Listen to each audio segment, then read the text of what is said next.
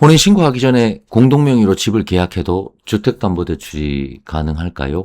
집을 계약할 때는 공동명의로 할 수도 있고 단독명의로 할 수도 있죠. 그거는 각자의 사정이니까 그럴 수 있는데 보통 요즘 주택을 구매하는 30대 분들을 보면 대부분 공동명의로 계약합니다. 그런데 혼인신고를 하지 않고 계약하시는 분들도 있습니다. 각자의 사정이 또 있겠죠. 혼인신고를 하지 않은 그 관계를 유지하는 것이 본인들한테 어떤 혜택이 있다거나 이런 것들 때문에 유지하는 경우들도 왕왕 있는 것 같습니다. 그래서 오늘은 그 경우에 대해서 제가 얘기 드릴 건데요. 혼인신고를 하지 않은 상태에서 주택담보대출이 가능하냐? 일단 이 상태는 법적으로 남남입니다. 아무 관계도 아닙니다. 그래서 주택담보대출을 신청하려고 하면 2명 다 담보를 제공해야 됩니다. 이거는 부부 공동명의로 취득해도 마찬가지죠. 그런데 금융기관 입장에서 바라보면 이 부부인 경우와 부부가 아닌 그냥 남남인 경우는 약간 취급 기준과 성질이 다릅니다. 일단 부부 공동명의인 경우도 각각의 신용 상태는 중요합니다. 중요하지만 이 혼인신고하지 않은 상태는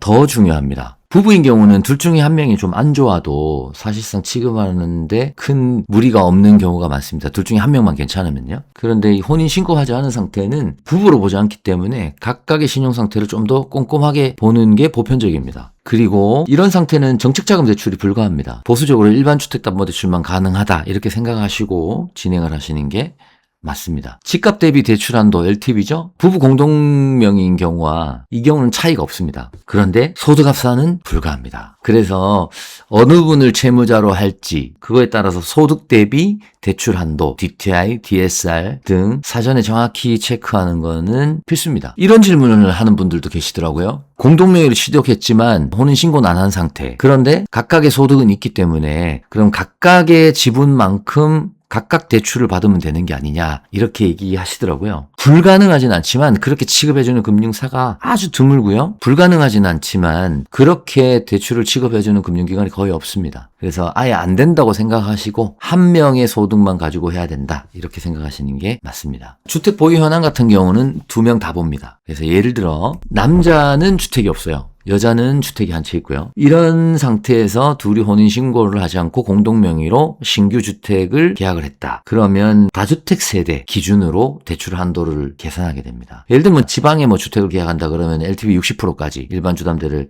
신청할 수 있겠죠.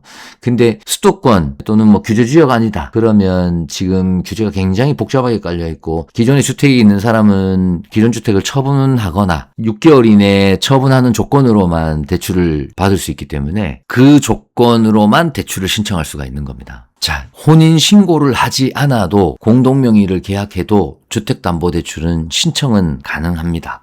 그런 케이스를 취급할 거냐 말 거냐는 결국 해당 금융기관의 선택입니다. 이런 경우를 취급하는 곳들도 있고요. 취급하지 않는 곳들도 있습니다. 즉 금융기관별로 금리가 다르거나 조건들이 다를 수 있기 때문에 그걸 선택하는 데 있어서 선택의 폭은 조금 좁아지게 됩니다. 혼인신고를 해서 부부 합산소득을 쓰는 경우보다 혼인신고를 하지 않고 한 명의 소득으로만 진행해야 되는 경우는 아무래도 사전 검토가 좀 더 꼼꼼히 필요할 것 같습니다. 감사합니다.